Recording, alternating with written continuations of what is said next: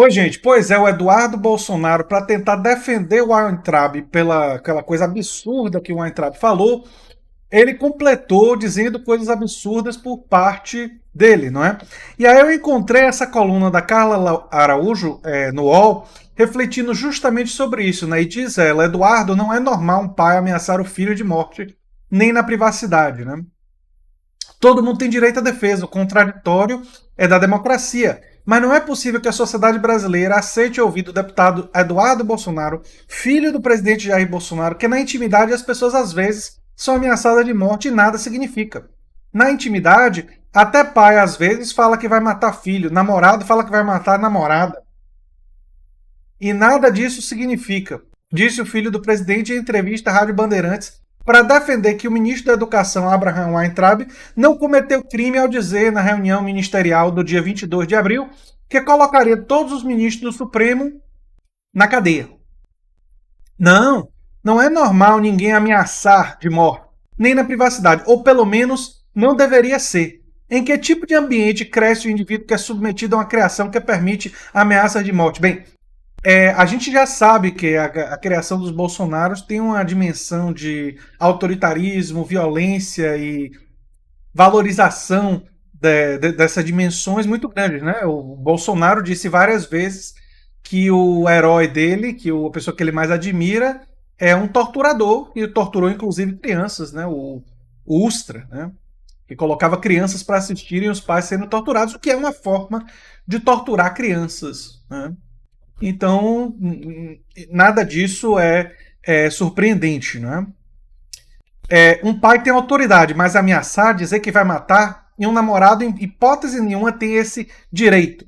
Não se pode aceitar que, enquanto cresce a violência contra as mulheres durante a quarentena, por causa do coronavírus, qualquer homem ameace a sua companheira em qualquer situação, seja em público ou na intimidade. Vale dizer que não é que o vírus está provocando a violência, né? Eu não estou dizendo que ela disse isso, mas só para esclarecer, com as pessoas ficando dentro de casa e ao aumento do consumo do álcool, infelizmente o consumo do álcool parece não, né? Ele acaba estimulando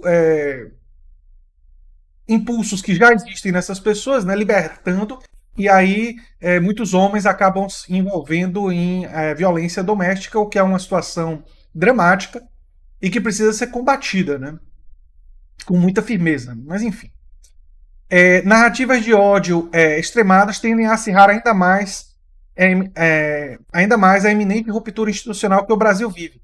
Já não sabemos quem e o que está certo, disse um auxiliar palaciano nessa quinta-feira ao comentar os novos episódios da crise envolvendo a família Bolsonaro e os ministros do STF. Eduardo disse ainda que não existe crime por ter opinião, mas da mesma forma em que o cidadão, seja ele com imunidade parlamentar ou não, tem direitos, há também deveres. E todos devem estar sujeitos e arcar com as consequências do que falam, inclusive legalmente.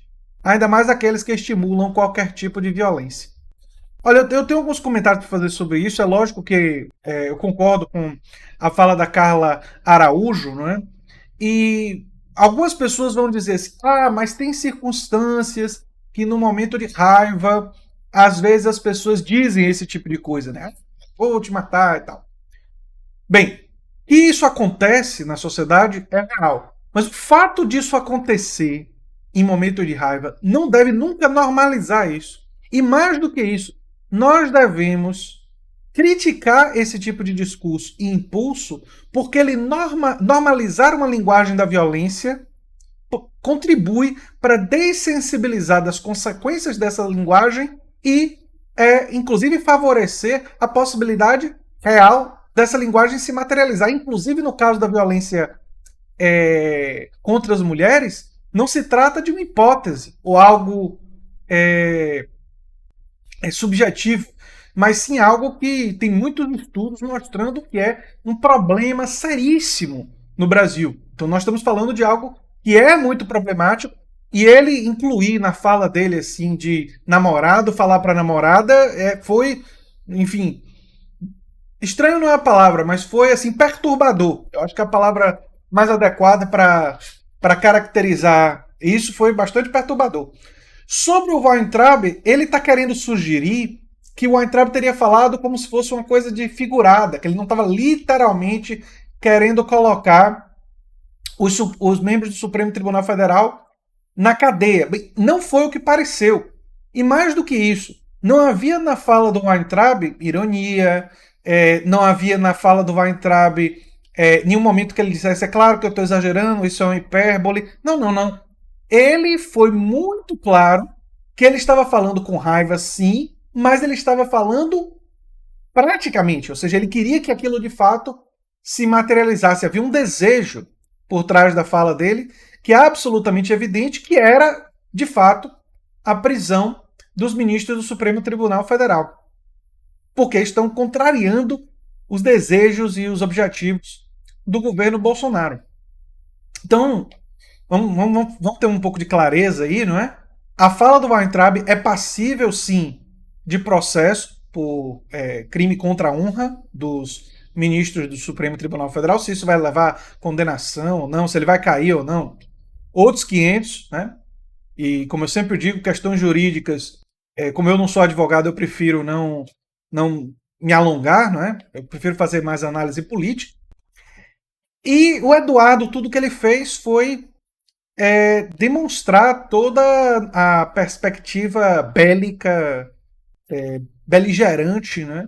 Que é lugar comum em sua família, em sua casa, aparentemente, talvez até na sua relação com a sua mulher, não é?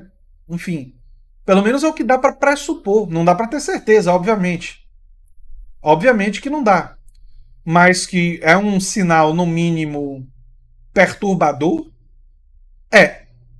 E lembrando o que eu disse aqui, eu não estou negando que pessoas em momentos de muita raiva e discussão dizem coisas, exageros e que não deveriam ter dito.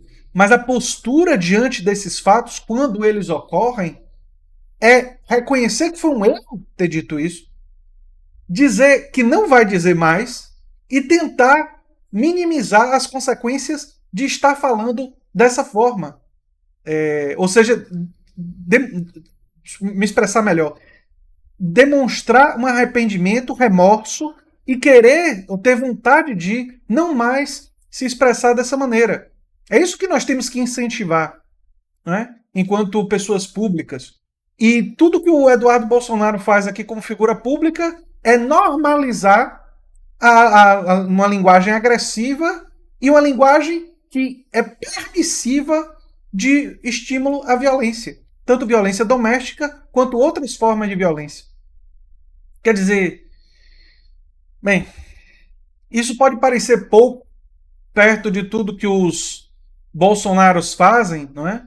Mas eu gostaria de lembrar para vocês que quando os bolsonaristas ofendem jornalistas, quando os bolsonaristas mostram toda aquela agressividade, quando aquele bolsonarista deu um tiro em uma moça numa manifestação, quando tudo isso vai acontecendo, eles não fazem isso sozinhos. Porque a todas as pessoas que utilizam discursos que incentivam a violência, que normalizam uma ideia de ruptura institucional, que normalizam esse tipo de atitude e esse tipo de discurso agressivo, estão estimulando que os seus seguidores continuem agindo dessa forma. Isso é muito grave, porque se o bolsonarismo vier, como a gente acredita que pode acontecer, que venha a cair, a insatisfação dos bolsonaristas pode ser, infelizmente, transformada em ações muito, muito, muito complicadas. E essas ações são estimuladas por esse tipo de discurso. E eu acho que aí, eu novamente não sou jurista, mas entendo que esse estímulo tem que ser de alguma forma coibido pela justiça, porque nós estamos falando de um estímulo a atos de violência.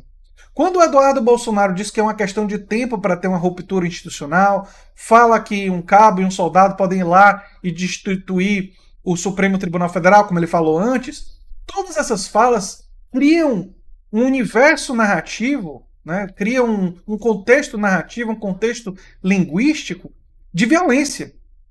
de violência do mundo real. E aí o que é que acontece? Alguém estimulado por esse discurso, ou um conjunto de pessoas, como a tal da Sarah Winter, né, e seus aliados, eu estou usando eles como exemplo, viu, gente?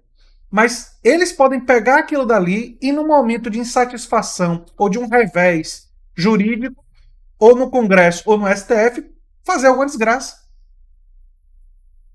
E se eles fizerem, se isso acontecer, como já aconteceu o caso de Tiro, né, as pessoas que estimularam ativamente têm que ser de alguma forma responsabilizadas também. E me parece que a justiça está sendo muito morosa em processar essas pessoas pelo estímulo à violência. Quando, na verdade, uma pessoa na posição de um deputado federal teria que estar dizendo para as pessoas: não, gente, temos que resolver as coisas dentro dos parâmetros institucionais, da democracia, que é isso, nós não devemos usar de violência, justamente porque ele é um representante do povo. Como representante do povo, é isso que se espera de alguém que defende as instituições. Mas nós estamos diante de pessoas que não defendem as instituições. Eles defendem a barbárie. E estão defendendo isso para ameaçar os seus oponentes porque eles estão com medo de perder o poder. E gente que está com medo e está acuada começa a recorrer aos seus piores impulsos. E é isso que o Eduardo Bolsonaro e que o Weintraub, né, o Weintraub, sei lá como é que pronuncia o nome dele, Abraham Weintraub, e outros estão fazendo. Bem, eu queria fazer esse comentário sobre isso hoje, né, para falar sobre a gravidade do uso da linguagem. E que se espera mais de pessoas investidas com essa responsabilidade, como são os políticos, mas infelizmente da família Bolsonaro a gente agora já se acostumou a esperar apenas o pior. Né? E sempre pior do que o que a gente imagina. A gente imagina uma coisa e aí eles dizem e fazem algo ainda pior do que o que a gente já imaginava deles. Né? Enfim, era o que eu tinha para falar sobre esse assunto. Se você gosta do que eu faço aqui no canal, se inscreva, dê um like, compartilhe. Eu sou André Teixeira Jacobina e a gente se vê em um próximo vídeo. Você está na nova máquina do tempo. Um abração, gente. Até lá.